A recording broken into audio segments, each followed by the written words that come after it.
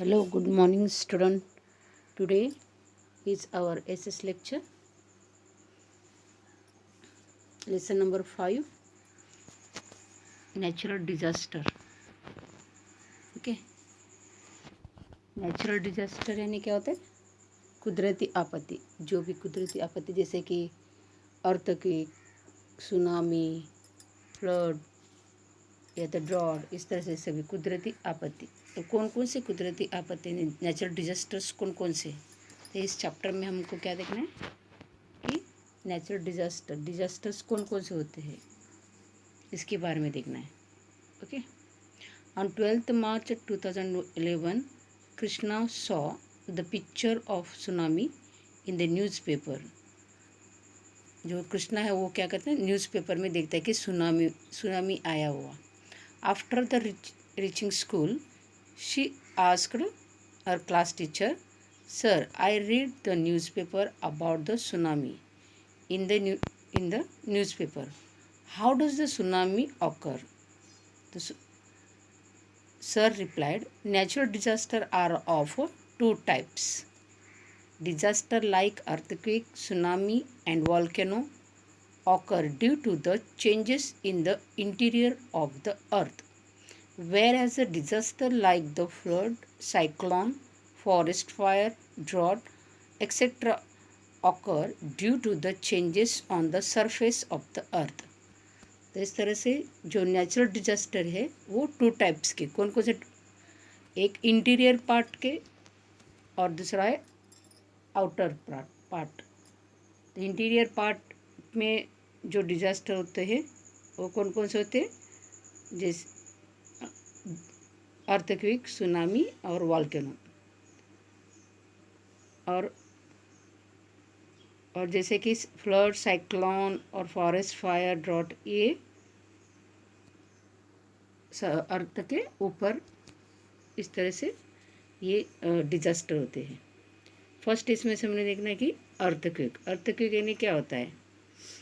The weak upper crust of earth sudden experience tremors either due to the collision of plates or due to the tremendous pressure in the interior of the earth. Waves, tremors of the earthquake originate from the hypocenter, which is deep down below the surface of the earth.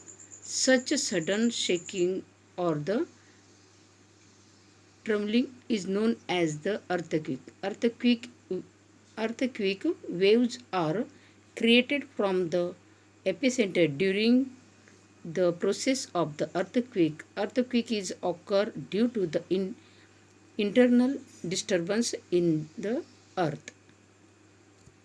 जो अर्थ के अंदर, जो कभी कभी अर्थ के अंदर क्या होता है, जो टेक्टोनिक प्लेट्स होते, प्लेट्स को अगर इसके अंदर कोई डिस्टर्बेंस आता है तो क्या होता है, ज़मीन हिल जाता है. या तो कभी कभी जो ज़मीन के अंदर वेव्स जो होते हैं, जैसे वेव्स यानी क्या होता है, जैसे कि ज़मीन के अंदर जो लिक्विड पोर्शन होता है वो हमेशा ज़मीन के नीचे घूमता रहता है. अगर उसका अंदर प्रेशर अगर बढ़ जाता है, तभी भी प्रेशर बढ़ने के कारण वो प्रेशर बाहर आने की कोशिश करता है. तभी जहाँ पे वो प्रेशर निकलने की कोशिश करता है वहाँ पे एपी सेंटर यानी जहाँ पे मेन सेंटर होता है, ज़मीन जहाँ पे उसको प्रेशर लग जाता है उसको बोला जाता है एपी सेंटर. वहाँ पे जहाँ पे मेन एपी सेंटर होता है वहाँ पे बहुत सारा नुकसान हो जाता है.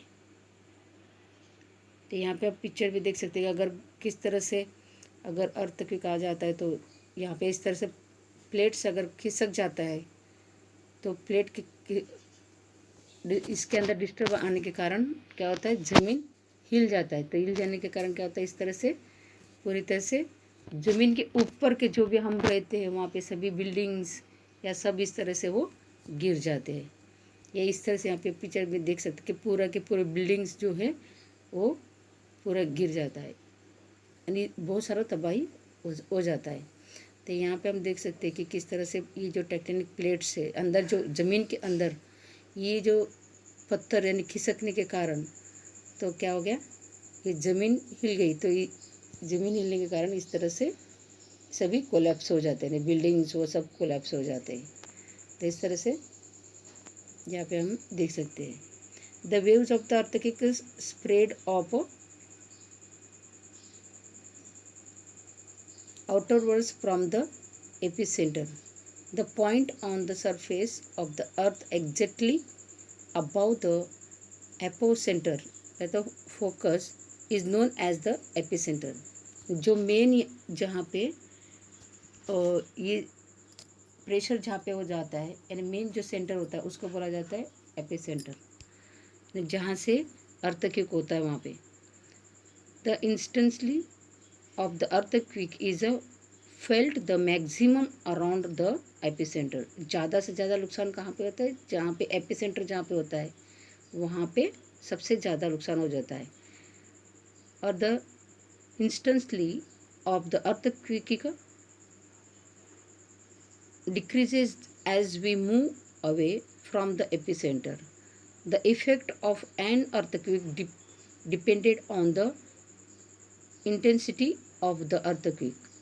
जितने जो उसका नुकसान यानी जो जितना ज़ोर से अगर उसका धक्का लग जाता है एपिसेंटर, उसका प्रेशर कितना होता है उतना वो उसका वेव्स वहाँ तक पूरा वेव्स जाएगा, और जितना उतना प्रेशर रहेगा उतना उसका अर्थक्वेक उतना जोर उतना सारा नुकसान हो जा, उसका वेव्स जहाँ तक जाएगा वहाँ तक सभी तरह से ज़मीन हिल जाएगी। We can measure the intensity of the earthquake and know its point of origin hypocenter with the help of the seismograph. There are the three main reasons for the occurrence of an earthquake. Earthquake होने का three regions हो सकते हैं। कौन कौन से? एक earthquake caused by the volcanic eruption, या तो earthquake caused by the strike slip fault. Third है earthquake caused by the subduction in the active subduction of the zone.